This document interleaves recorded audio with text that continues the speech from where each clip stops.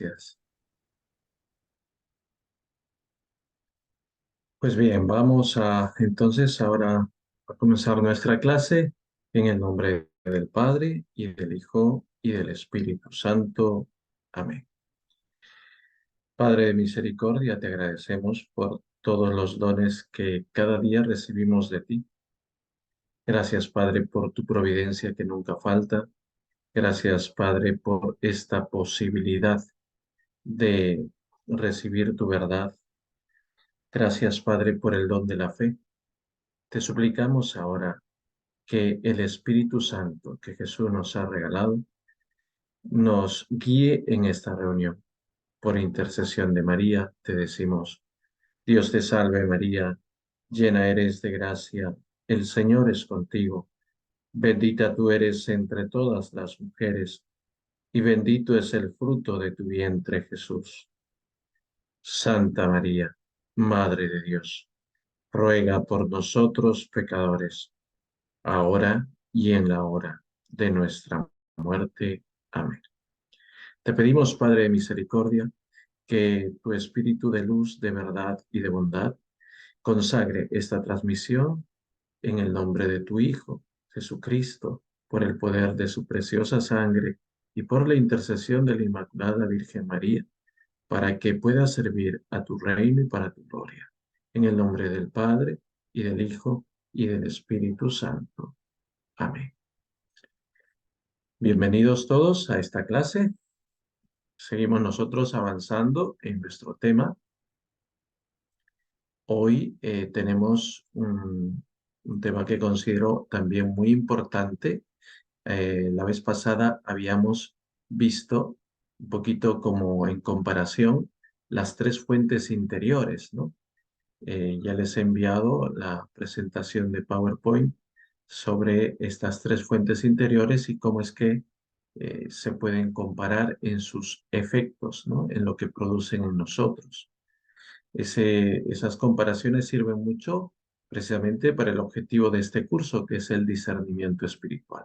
Entonces, de tanto en tanto hay que revisarlas, hay que volverlas a ver, porque siempre podemos sacar algún provecho para nuestra vida interior. Bien, ahora vamos a pasar a ver el segundo punto de la segunda parte del curso, que se titula ¿Todo lo que pienso, siento, hablo, escribo, viene de Dios? Lo ponemos así como en pregunta, ¿no? Porque a veces me he encontrado con personas que quizá también con buena voluntad, pero con poca instrucción, llegan a sostener de que, por ejemplo, cuando uno ora mucho, cuando uno reza bastante, se ha consagrado al Inmaculado Corazón de María, etcétera, eh, pues prácticamente todo lo que hace, dice, eh, ya viene de Dios. No, exactamente no es así, ¿no? Eh, Ni siquiera yo como sacerdote y como religioso que soy, podría decir de mí mismo eso, ¿no? Por ejemplo, en el sacerdocio se dice que el sacerdote actúa in persona Christi cuando, no las 24 horas del día, eso está claro, ¿no? Sino cuando preside los sacramentos, cuando los celebra conforme a la fe de la Iglesia, ¿no? Y cuando administra esos sacramentos, las cosas santas, ¿no? Y cuando predica en el nombre del Señor, cuando dirige la comunidad en el nombre del Señor. Allí está actuando in persona Christi. O fuera de esos ámbitos, no se puede decir que actúe in persona Christi, ¿no? Entonces, si esto se dice de alguien que tiene una unción especial como es un sacerdote, pues algo muy análogo se podría decir de cualquier fiel del pueblo de Dios e incluso de un consagrado a Dios en vida religiosa, en el sentido de que no todas sus acciones, no todas sus palabras, puede decirse que provengan de Dios. Entonces, esto ya creo que debe quedar bastante claro, ¿no? Como creyentes católicos, no debemos asumir, y aquí va un punto, lo que se llama una visión antropológica que sostiene que la naturaleza es totalmente buena, ¿no? O sea, que nuestra naturaleza humana es totalmente buena. Eso sería una especie de naturalismo que no es acorde con nuestra fe católica. ¿Por qué no es acorde? Bueno, entre otras cosas también porque nosotros sabemos que a partir del pecado original, nuestra naturaleza humana ha quedado herida. O sea, tenemos una naturaleza humana que está herida por el pecado. No está anulada, por si acaso. Tampoco está totalmente podrida, por decirlo así. No, nuestra naturaleza humana está herida por el pecado, pero todavía tiene una dignidad y tiene una fortaleza. Por un lado eso, ¿no? O sea, no podemos asumir esa actitud naturalista para decir que, bueno, que nuestra naturaleza humana es totalmente buena, que todo lo que producimos es bueno. Es curioso, ¿no? En la publicidad actual, no sé cómo será en sus países, pero aquí en el Perú hace algunos años una bebida, un refresco de esos, aquí les llamamos gaseosas, una bebida gaseosa, tenía como eslogan eh, algo así como eh, déjate llevar, ¿no? Déjate llevar, obedece tu sed, ¿no? Como diciendo todo lo que te llega al corazón, todo eso es bueno y tienes que asumirlo, obedecerlo. Eso no es correcto, no es correcto. O por ejemplo, esa frase que está incluso en las camisetas, en las poleras, y que usan muchos chicos y adultos también, ¿no? En inglés, just do it, ¿no? Solo hazlo, solamente hazlo. O sea, no te cuestiones si eso es bueno o malo. Si lo sientes, hazlo. Esa visión antropológica es totalmente equivocada, porque no todo lo que uno siente realmente es algo bueno, conveniente y todavía menos. No todo lo que uno siente viene de Dios. Me gustaría que quede claro ese punto, ¿no? Para nuestra vida espiritual, ¿no? Por otro lado, también debemos cuidarnos de no asumir una postura sería del otro lado, una especie de pesimismo antropológico, ¿no? Que consiste, y esto lo propuso Martín Lutero, ¿no? A partir de su supuesta reforma. Digo supuesta porque no fue reforma. Martín Lutero propone una especie de pesimismo antropológico, ¿no? Esto consiste en afirmar que nuestra naturaleza humana está totalmente dañada por el pecado. Y al estar totalmente dañada, no puede producir nada, absolutamente nada bueno. Esa visión es la visión luterana de la antropología.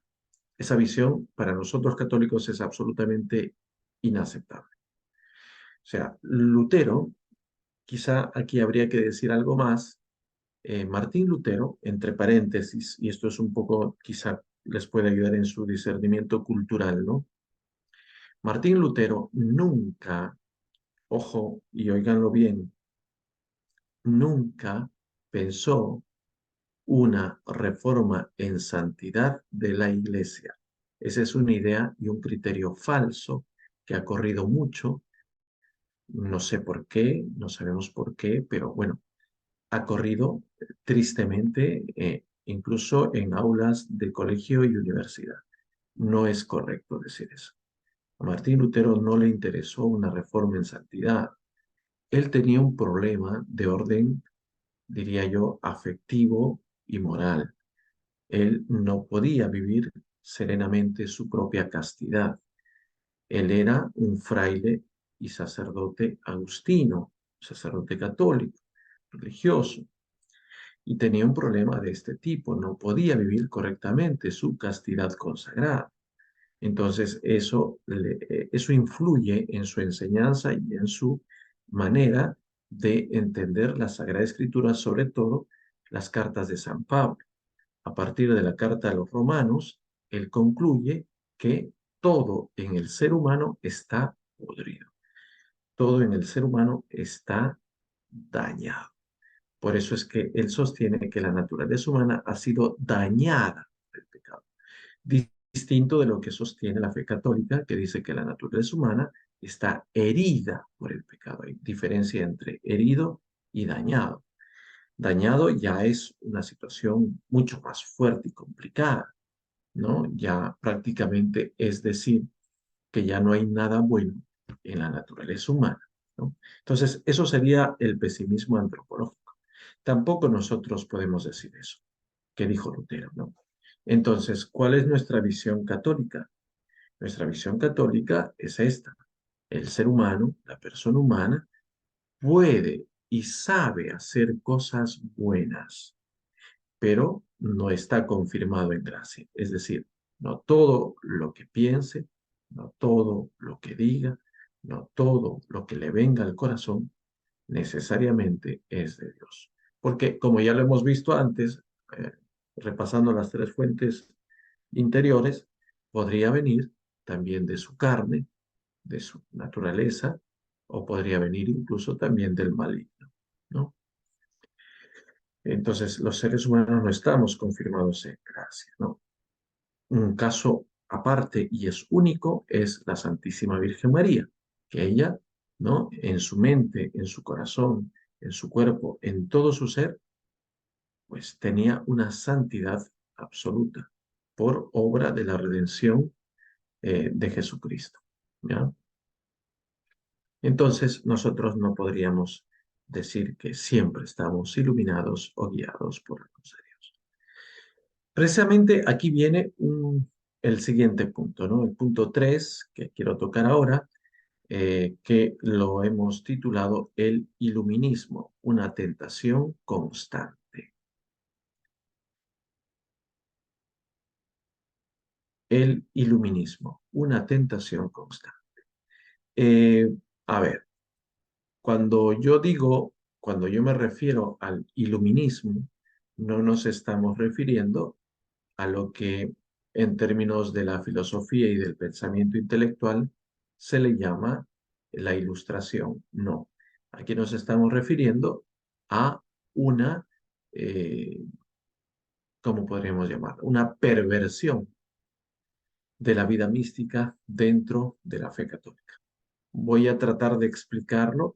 Me parece importante tratar este tema porque aunque este fenómeno del iluminismo se dio de una manera muy fuerte entre los siglos XVI y XVII, sobre todo en España, en Italia, en Alemania y en algunos otros lugares de Europa, aunque se dio en esos tiempos, me parece, modestamente es lo que yo veo y pienso, que esta tentación del iluminismo también eh, pugna por hacerse presente hoy en día entre los católicos y también en Latinoamérica. ¿Qué es el iluminismo? El iluminismo al que nos referimos ahora no es exactamente una herejía, ¿no? No podríamos decir que es una herejía, no lo es, sino una especie de creencia, ¿no? De que ciertas personas o grupos de personas poseen una iluminación interior que está inspirada directamente por Dios, ¿ya? Pues es una persona o es un grupo de personas que asumen gratuitamente que están inspirados por Dios, absolutamente, ¿no? Y directamente, o sea, no hay una mediación de la iglesia, del papa, del obispo, del sacerdote, nadie. Es directamente Dios y yo, él y yo.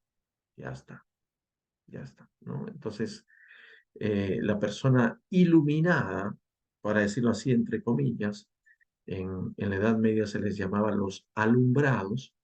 El alumbrado o iluminado sostiene de que él tiene una luz especial de Dios para conocer cosas que otros no conocen, ¿ya? Eh, Hoy en día podría ser pues el que inicia o lleva adelante una secta religiosa, ¿no? Generalmente es una especie de alumbrado. Y muchas veces, las más de las veces creo yo, que no son tanto alumbrados, sino que son personas que pues, tienen una muy buena visión empresarial, ¿no? Porque una secta religiosa astutamente planteada puede dejar bastante dinero también, ¿no? Entonces, volviendo al iluminismo, los que siguen esta creencia, como digo, entre los siglos XVI y XVII, eran llamados alumbrados. Los alumbrados o iluminados, entonces, son personas que presumen ser místicas, pero que no lo son. Los historiadores y teólogos que han estudiado este fenómeno los llaman pseudomísticos, es decir, falsos místicos. Lamentablemente, en estos últimos 30 o 40 años, con la aparición de la nueva era, la New Age, ¿no? Que ahora está de moda, eh, la palabra mística también se ha vaciado de contenido, ¿no? O sea, se le ha dado un contenido que no tiene. O sea, están usando la palabra mística para cosas que de verdad no son mística. Eh, pero en la Edad Media, sobre todo, estamos pensando ahora, por ejemplo, en San Juan de la Cruz, Santa Teresa de Ávila, San Francisco de Sales, etcétera. Ellos eran los místicos.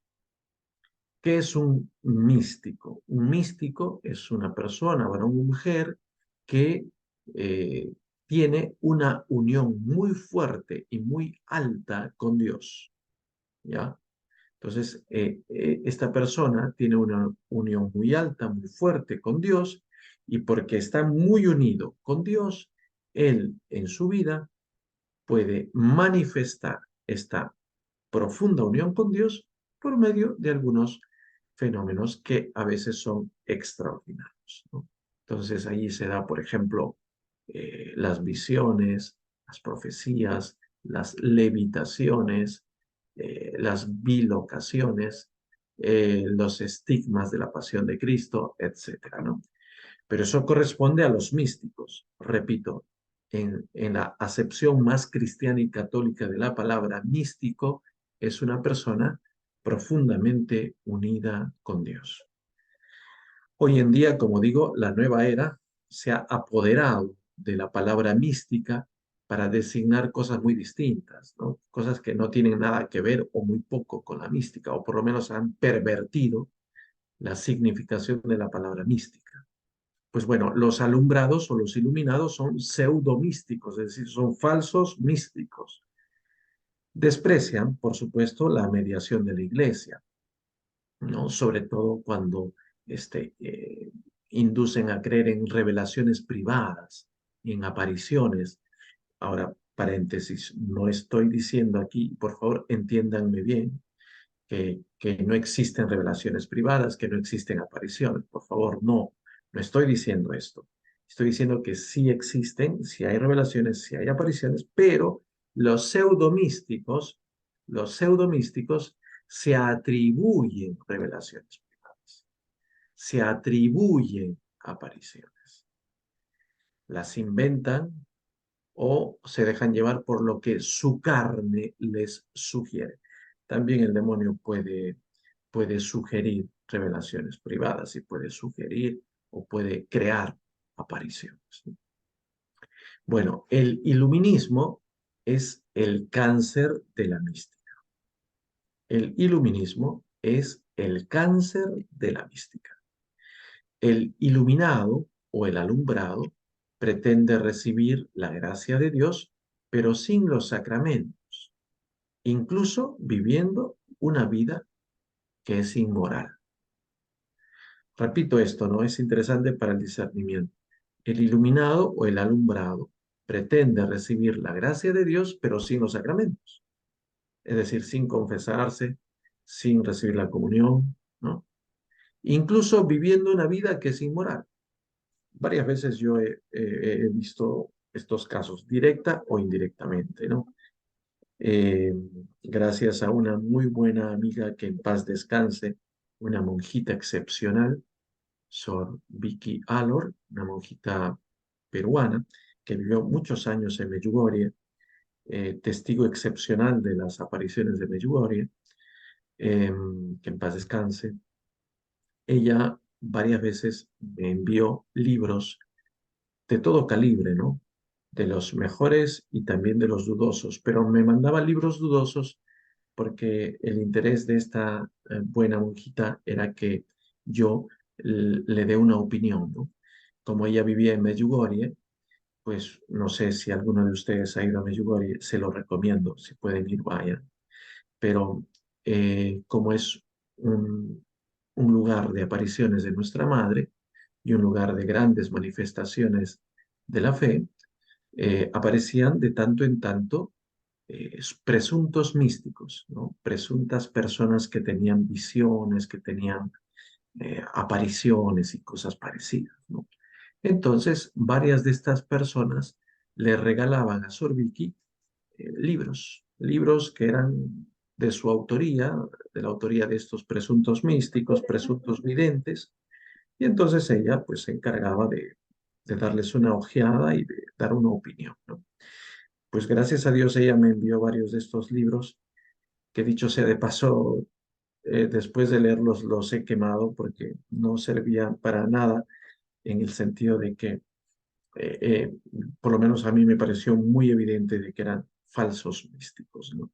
Entonces los falsos místicos, incluso me acuerdo de un caso de una señora que estaba divorciada de su esposo, vivía con otro señor con el cual evidentemente no se había casado, vivían prácticamente en adulterio y esta señora presumía de ser vidente, ¿no? Así como suena, ¿no?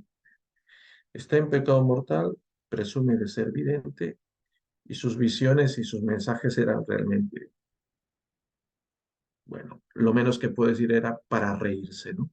Entonces, pues bien, esa es la falsa mística, ¿no? ¿No? El alumbrado quiere vivir supuestamente una gracia especial, pero sin los sacramentos.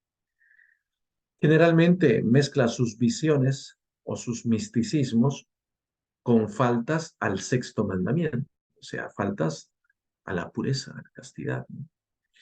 Eh, y esto, pues lamentablemente en la Edad Media fue pan de cada día en algunos sectores de la iglesia, ¿no? Habían supuestas mujeres, supuestos varones que tenían revelaciones, pero que luego vivían una vida impura, ¿no? En el sentido sexual, ¿no? Entonces combinaban esa inmoralidad sexual con esa pretendida vida mística. Es peligroso eso, ¿no? Ahí se ve que esa persona es un alumbrado.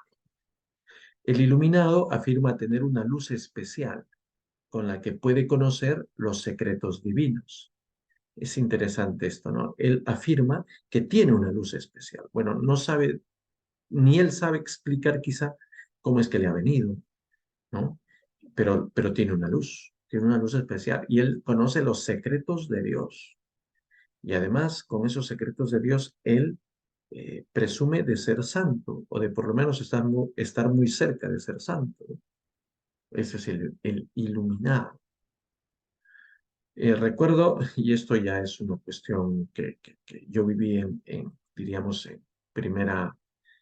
en carne propia. Estaba yo no sé si fue el segundo o tercer viaje a Medjugorje, y estaba allí rezando a las afueras de la parroquia de Santiago Apóstol de Medjugorje. En la explanada de la parroquia hay una imagen de la Reina de la Paz, una imagen blanca, que me parece que es de mármol o algo así. Y entonces, pues estábamos ahí un grupo y yo estaba en silencio rezando mirando a la Virgen. Fue en el primer viaje, sí, el primer viaje. Y entonces una señora bajita, bajita, un poco gordita, se me acerca, ¿o no? Y parece que venía con más señoras y me dice, padre, usted es padre, ¿no? Me dice en italiano, ella era italiana. Sí, le digo. Bueno, yo sé un poquito de italiano, algo traté de hablarle y me dice, venga con nosotros esta tarde, a las 6 de la tarde, vamos a tener una aparición. Me sorprendí por lo que me decía, ¿no? Porque ni siquiera los videntes de Medjugorje se propagandean, ¿no? Ellos están en sus casas y, bueno, si a veces tienen algo que decir, generalmente todos lo saben. Pero bueno, esta señora me dijo, venga hoy por la tarde, vamos a tener una aparición. Así dijo, vamos a tener una aparición. Me quedé pensativo mirándola y luego como que me hizo un ademán con la mano y los ojos y me dijo, ella, indicando a otra señora bajita como ella es vidente. Me dijo, wow, ella es vidente. Y yo le digo, ¿ah, sí? Sí, ella ve a la Virgen, ella ve a la Virgen, ve a la Virgen y recibe mensajes. Me quedé mucho más intrigado, ¿no? Ella ve a la Virgen y recibe mensajes. Y por ahí, por medio de ella, nosotros recibimos mensajes. Así le digo, wow, ya. Le dije así, nada más, ¿no? Y bueno, me aparté porque me sonó algo muy extraño todo eso. No le di más importancia. De hecho, yo no averigué ni dónde ni cómo. Pero al día siguiente, si no me equivoco, estábamos subiendo con un grupo de nuestra comunidad a el Monte de la Cruz, el Kruševac. Es una subida bastante trabajosa, ¿no? Subiendo ahí con el Vía Cruces, etcétera. Y en uno de los parajes de la Vía Crucis a mitad del cerro, estoy yo tratando de rezar, estaba bastante cansado, es una subida bastante agotadora, por lo menos para mí.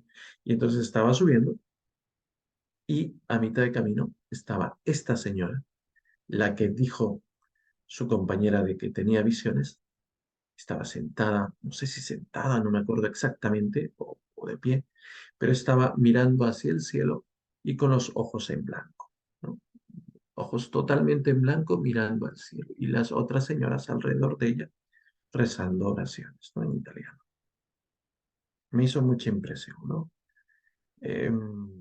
Les cuento todo esto porque esa es la falsa mística, esa es la falsa mística. Esta señora ha ido a Medjugorje, pero ella, pues, no, ella va por su cuenta, ¿no? Es decir, sus devociones, sus creencias, sus doctrinas, ¿no? No se allana lo que dice la iglesia, ¿no?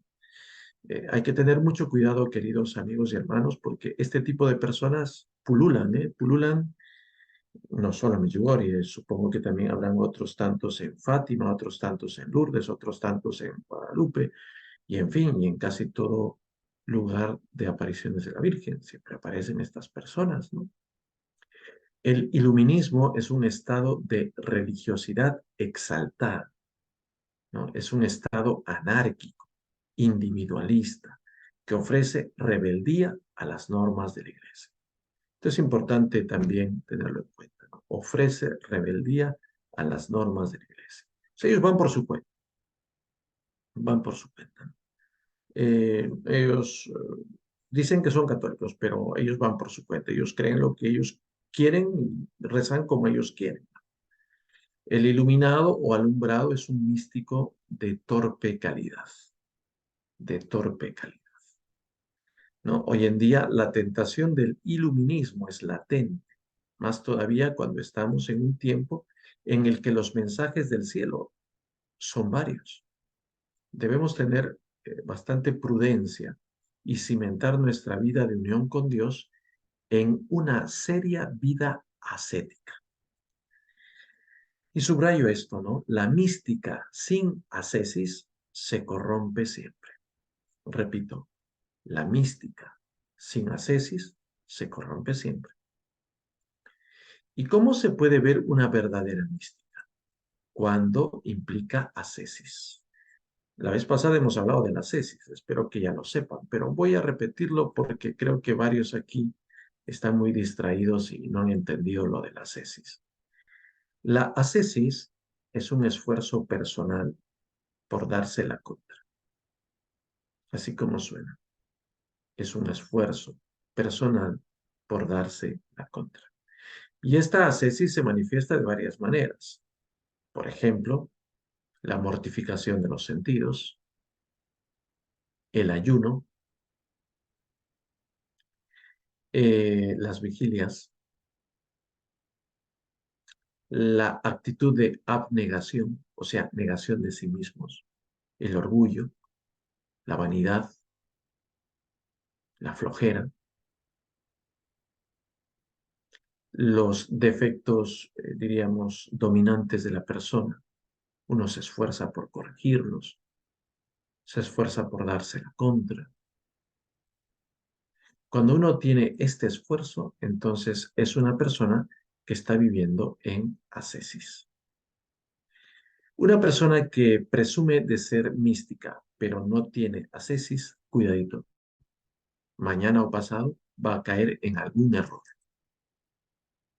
Va a caer en algún error. Sea el iluminismo, sea cualquier otra cosa, o incluso puede ser una doble vida moral. Esto es muy, muy peligroso, muy delicado, hermanos, ¿no? Por eso la mística sin ascesis se corrompe, se corrompe. Igual para nosotros religiosos, ¿no? Soy de mucha oración, pero no me doy la contra y eso no me garantiza el estar viviendo conforme a lo que Dios quiere. Bien, creía necesario tocar este punto para nuestro discernimiento. Vamos al punto cuarto, punto 4. La obediencia a la propia conciencia moral. La obediencia a la propia conciencia moral. Otra de las cosas que ya deben quedar claras en lo que va de nuestro curso es que para asumir un camino de discernimiento espiritual necesitamos una actitud básica. Yo la llamo sinceridad. Sinceridad. La persona que discierne debe tener cuidado de verificar constantemente su sinceridad consigo misma y con los demás. Verificar. Verificar su sinceridad consigo mismo y con los demás. Así se verifica la sinceridad con Dios. O sea, yo quiero discernir, yo quiero vivir una vida espiritual respetable y seria. Tengo que ser una persona sincera conmigo, con los demás, y así se va a verificar mi sinceridad con Dios. Cada persona tiene en lo profundo un corazón, es decir, un centro del alma, desde el que se originan las decisiones y el amor en la vida. El centro del alma es el centro de las decisiones, es el centro del amor. Ese centro de las decisiones y del amor lo llamamos corazón, y ese corazón está presidido por la conciencia moral,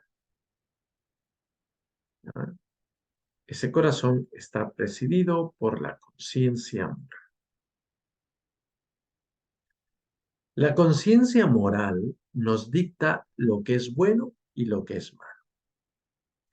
Es una especie de dispositivo que Dios ha puesto en el corazón de cada persona para que ilumine su camino.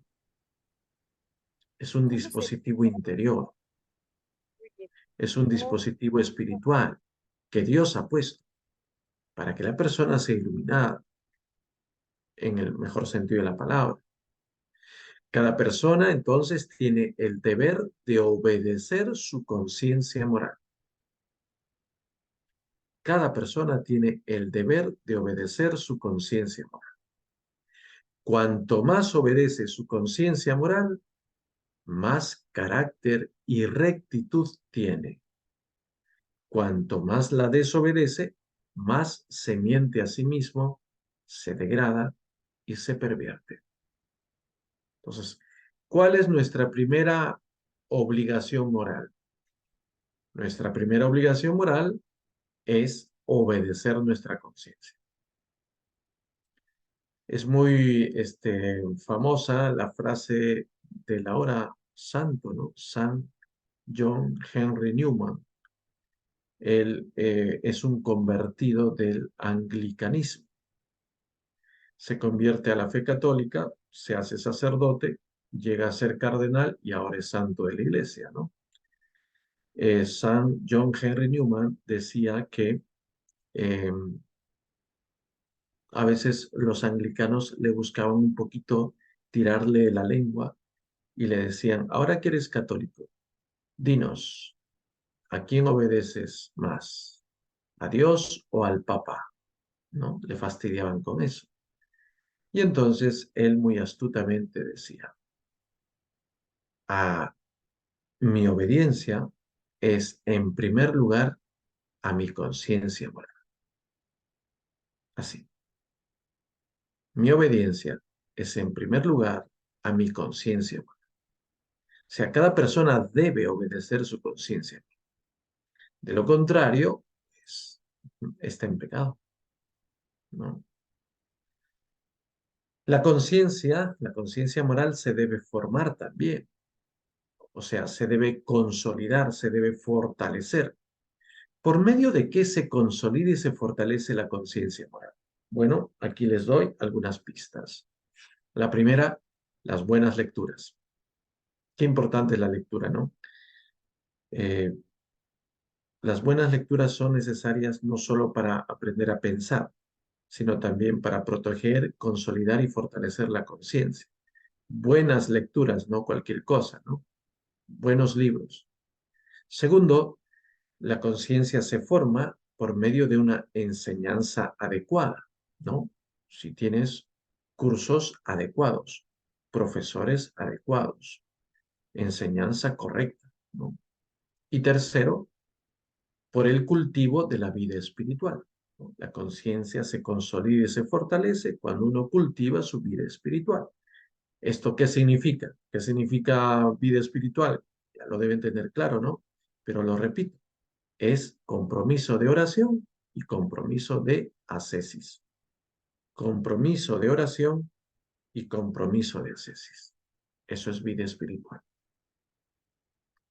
La conciencia podría también deformarse, claro que sí. Una conciencia se puede deformar, ¿no? ¿Cuándo? Cuando la persona no tiene una formación adecuada. Cuando la enseñanza que recibe está articulada en base a errores o ideologías, ¿no? Entonces, claro, se deforma la conciencia, se malogra, se malea.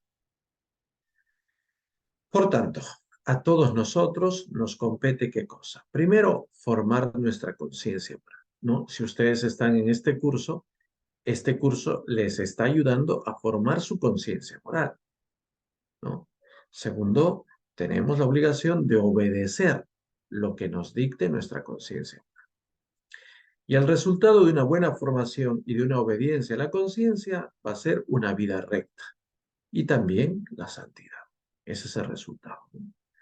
Entonces, nuestros aprendizajes no son buenos porque sí, o sea, porque tengo curiosidad intelectual, porque me gusta aprender. No, es que esto también ayuda a nuestra vida santa, ¿no? Porque esto me debe valer para mi vida de santidad. Bien, pasamos al punto 5. Punto 5. El valor de descender al corazón. El valor de descender al corazón. Ya que estamos hablando de lo más profundo, hemos hablado de la conciencia moral que todo ser humano tiene en lo hondo de su alma y que uno debe formar esa conciencia y obedecerla. Vamos ahora a este punto 5, el valor de descender al corazón. O sea, ya lo sabemos ahora en teoría, ¿no? En teoría sé que adentro de mi alma hay un centro y que ese centro, que se llama corazón, tiene un dispositivo. Ese dispositivo se llama conciencia. Ya lo sé. Ahora, en el punto 5 queremos pues animarnos a tener el valor de descender hasta lo profundo, porque es verdad que los seres humanos podríamos también vivir media vida o toda la vida sin descender al corazón. Es muy fácil. Come, bebe, duerme, goza, diviértete y olvídate de todo, ¿no? Tanta gente lleva su vida de esa manera, ¿no? Haciendo lo que le agrada, dedicándose a satisfacer sus necesidades básicas, ¿no? Como dicen el ciclo de vida de los animalitos, ¿no? Nace, crece, se reproduce y muere. Ese es el ciclo de muchas personas, ¿no? Así están. Qué importante es tener el valor de descender al corazón, ¿no? No solo pasar por la vida, no sé, tener éxito acumulando cosas o acumulando likes, hay que descender al corazón. Cuando hablamos de descender al corazón, nos estamos refiriendo a volver a lo esencial de nuestra vida. Ojo con eso, volver a lo esencial de nuestra vida. Lamentablemente, el ritmo de vida que se ha impuesto en el mundo actual no quiere permitir a las personas que bajen al corazón. Por eso nos acostumbran al ruido, a la agitación, al activismo incesante, al estrés. Nos han metido en la cabeza la idea falsa de que estar vivo es estar en movimiento. Esa es una idea falsa, ¿no? Tú estás vivo en cuanto que te mueves. No te mueves, te has muerto. Ese es un concepto del todo inaceptable, ¿no? Por eso es que muchos de nosotros casi nos hemos acostumbrado a una vida frenética, ¿no? De aquí para allá todo el día, de aquí para allá, sin parar, ¿no? Y haciendo y haciendo y haciendo y haciendo y haciendo. Y produciendo y otra vez haciendo y etcétera, ¿no? Y a eso nos parece que eso es una vida muy plena. Pero cuidado, eso es un engaño. A nuestros niños ya les han metido en la cabeza y a los padres de familia también de que eh, no pueden ellos, por ejemplo, concentrarse más de 7 minutos, más de 15 minutos. No pueden ellos, ¿no? Entonces necesitan tener cosas para divertirse o para pasar el tiempo productivamente, pero más de 15 minutos no tienen ellos la atención. Por eso están de moda los famosos trastornos de déficit de atención humana, ¿no? Es curioso, ¿no? Tanto nos han hecho superficiales que eso ya se ha vuelto normal, ¿no? El niño que no es medicado por déficit de atención ya casi es raro, ¿no? Y entonces así las cosas se nos hace complicado bajar al corazón, claro, pero es necesario bajar al corazón, sobre todo para averiguar la voluntad de Dios sobre nosotros. ¿Qué cosa implica descender al corazón? ¿No? ¿Qué cosa implica este valor de descender al corazón? Vamos a tratar de enumerarlo en 7 cosas. ¿Qué implica descender al corazón? Primero, decidirse a guardarse cada día una media hora o una hora para hacer silencio. Silencio meditativo, silencio de oración, silencio de reflexión, silencio y paz, sin teléfonos, sin amistades, sin distracciones por ese momento, por ese tiempo. Es lo primero que implica descender al corazón. Guardarse un tiempo, un espacio, un lugar, una hora en la que no esté nadie más que Dios que me mira y que está a mi lado y yo. Nadie más. Nadie más. Es lo primero que implica descender al corazón. Segundo, preguntarse durante el día, ¿qué cosa haría Jesús si estuviera en mi lugar? ¿Qué cosa haría Jesús si estuviera en mi lugar? Es importante ese tipo de preguntas porque nos ubican, ¿no? ¿Qué haría Jesús si estuviera en mi lugar? ¿Se portaría como me porto? ¿Hablaría como hablo? ¿Atendería como atiendo? ¿Haría las cosas del modo que las estoy haciendo yo ahora? ¿Qué haría Jesús si estuviera en mi lugar? Eso es un poco también descender a pensar, a reflexionar. Tercero, elevar en medio de las ocupaciones diarias oraciones cortitas que en la tradición católica se llaman jaculatorias. Jaculatorias. Es importante una jaculatoria. Es importante tener una batería de jaculatorias, ¿no? Para el día. Cuarto, esforzarse por ver más allá de los acontecimientos diarios. Tratar de trascender los simples hechos y palabras y tratar de desentrañar el mensaje que Dios me está enviando por medio de esos hechos y así aprender a tener una mirada contemplativa de mi propia vida. Entonces, esforzarnos por ver más allá. No solo te quedes con que, ay, qué frío está el día o qué calor, pero trata de trascender. ¿Hay algún mensaje? No solo te quejes del tráfico que es terrible. ¿Hay algún mensaje por ahí? ¿Puedes trascender a esto? No solo te quejes que te duele tu cabeza, sino que trasciende, ¿no? Trata de preguntarte, ¿y cuál es el mensaje en esto? ¿No? Importante es vivir así, ¿no? Trascendiendo un poco, ¿no? Entonces así tenemos una mirada contemplativa de nuestra propia vida. Quinto, habituarse a hacer un examen de conciencia diario, por lo menos unos minutos antes de entregarse al descanso nocturno. Examen de conciencia diario.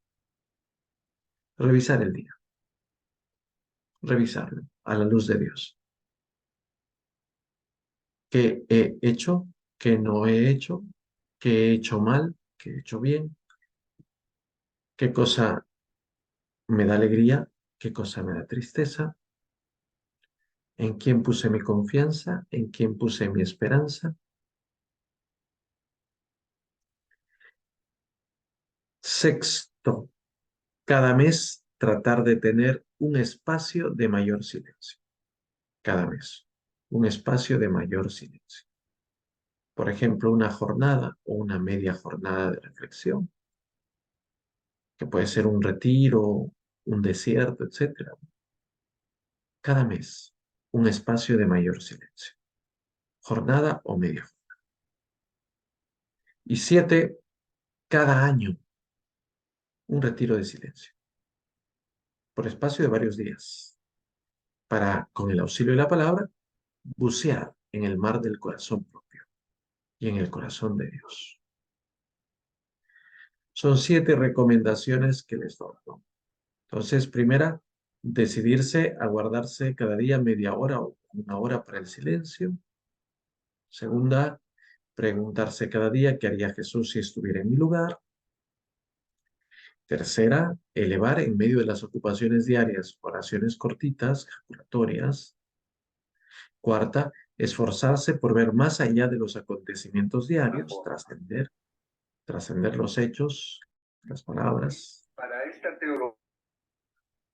Quinta, habituarse al examen de conciencia diario, por lo menos unos minutos antes de entregarse al descanso nocturno. Sexto, cada mes tratar de tener un espacio de mayor silencio por una jornada o media jornada. Y séptimo, cada año realizar un retiro de silencio por espacio de varios días para bucear en el mar del corazón propio y en el corazón de Dios. Bien, hasta allí el sexto punto. Perdón, el quinto punto. Y ahora vamos al punto 6, que es un punto largo, pero por lo menos vamos a hacer una introducción. Creo que ya en el próximo encuentro hablaremos de la parte más medular de este sexto. Este sexto punto lo hemos titulado los estados interiores del alma, consolación y desolación, ¿ya?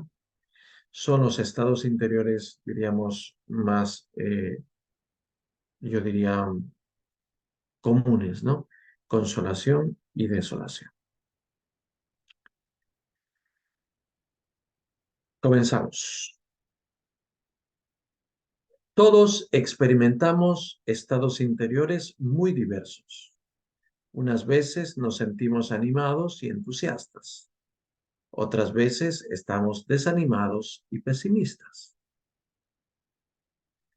Me acuerdo, ahora que estoy hablando de esto, que en una comunidad pequeña, donde había una capillita y yo celebraba generalmente los domingos, me acuerdo que los fieles de ese lugar, yo les decía, ustedes son católicos climáticos. ¿Por qué? ¿Por qué? Me decían. ¿Por qué padre dice eso? Porque ustedes cuando hay buen clima vienen a misa, pero cuando hay mal clima no vienen más. Entonces, cuando se abría un día muy, muy soleado, muy bonito, eh, venían y abarrotaban la capilla, que era la única de la zona. Pero cuando era uno de esos días que amanecía frío, medio oscuro y todo, pues venían ni la tercera parte. Entonces yo les decía, ustedes son católicos climáticos, ¿no? O sea, dependen del clima para sufrir, ¿no? Ahí, de acuerdo a cómo se mueve el clima, ustedes se mueven. Y a veces nos pasa un poquito eso con los estados internos, ¿no? Nos sentimos animados y entusiastas. Uf, qué bonito, ¿no? Ese día la parroquia está llena, el grupo está lleno, y qué bonito salió todo. Y un día que nos sentimos medio desanimados y pesimistas, no están ni los líderes, ¿no? ¿Por qué? Porque no sé, están pasando su noche oscura, ¿no? Las causas de estos estados internos pueden ser varias, ¿no? O sea, no hay una sola causa para estos estados o muy entusiastas o muy pesimistas. Por ejemplo, puede ser, no sé, una causa el estado habitual del ánimo, la complejidad de nuestra naturaleza humana, ¿no? A veces estamos un poco como alicaídos sin causa aparente, ¿no? Como dice nuestro buen amigo Luis Enrique Ascoy, cantautor católico del Perú, ¿no? Es toda una especie de resaca espiritual, un desafío, ¿no? Eh, claro, no sabes ni siquiera tú por qué hoy día te has levantado con una cara de circunstancia, ¿no? Otras veces puede ser el factor, la salud física, ¿no? Tu salud está un poquito resentida, un poquito quebrada, y ya pues no tiene mucho entusiasmo y se comprende. También puede ser la acción de la gracia divina, la acción de la gracia de Dios, ¿no? O incluso la influencia o la acción del maligno. También puede ser esto. Satanás puede influenciar, puede también pues, opacar el ánimo, o también puede ser un estado de falta de gracia. O sea, cuando tú estás en pecado mortal, eh, a no ser que seas un excelente actor, cuando uno está en pecado mortal, no tiene entusiasmo, ¿no? Para discernir los estados interiores, se debe buscar primero si la causa no es meramente fisiológica o psíquica. Por ejemplo, puede ser una desnutrición, ¿no? Esta persona está desnutrida, esta persona nunca desayuna. Me entero con horror que hay chicos y grandes que nunca toman el desayuno, ¿no? La primera comida del día, que no tienen tiempo, que les falta, que no sé qué cosa, que ya van tarde, etcétera. Bueno, pero si yo no estoy bien alimentado, es evidente que luego en el día de repente voy a tener sueño, cansancio, flojera, no voy a estar animado para la oración ni nada. Estoy mal nutrido, puede influenciar en mis estados internos, ¿cómo no? La fatiga, ¿no? Una persona que está totalmente fatigada porque su ritmo de vida es muy fuerte, el estrés, ¿no? Los nervios, las cosas que se acumulan, la persona que está a punto de reventar, la falta de descanso, la falta de sueño, hay gente que no duerme bien, el nerviosismo, etcétera. Todo eso puede influir para nuestros estados interiores del alma, ¿no? No podríamos atribuir apresuradamente a una intervención de Dios o a una influencia del maligno algo que podría ser explicable en base a la salud física o mental, ¿no? Hay que tener mucha prudencia sobre ello, ¿no? Eh, la madurez espiritual nos lleva a descubrir la acción de Dios a través de la naturaleza que ha creado, ¿no? Entonces, es importante frente a este discernimiento de nuestros estados interiores, primero, analizar y descartar el tema fisiológico, el tema psíquico, y luego pasar a lo netamente espiritual, ¿no?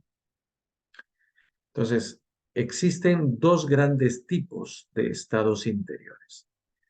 Al primer tipo de estados interiores lo llamamos consolación y al segundo tipo lo llamamos desolación. Esos son los dos grandes tipos de estados interiores que existen. Consolación, desolación. Ya digo, entonces, prácticamente en nuestra vida o vamos por aquí o vamos por allá. Y a veces esto se alterna, ¿no? A veces es consolación y luego paso a una desolación. Y luego surjo de nuevo una consolación y paso a una desolación. A veces es parte del camino espiritual, a veces es parte de una pedagogía que Dios tiene con nosotros, ¿no? Otras veces también podrían ser incluso descuidos, ¿no?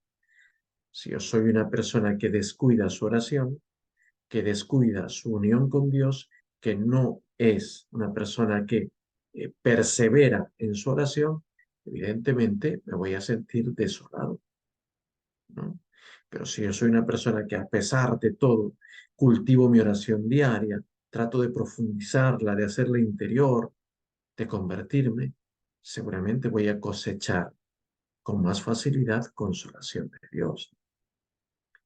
Pues bien, ahí lo dejo porque ya a la próxima voy a tratar de explicar con amplitud uno y otro estado interior, consolación y desolación.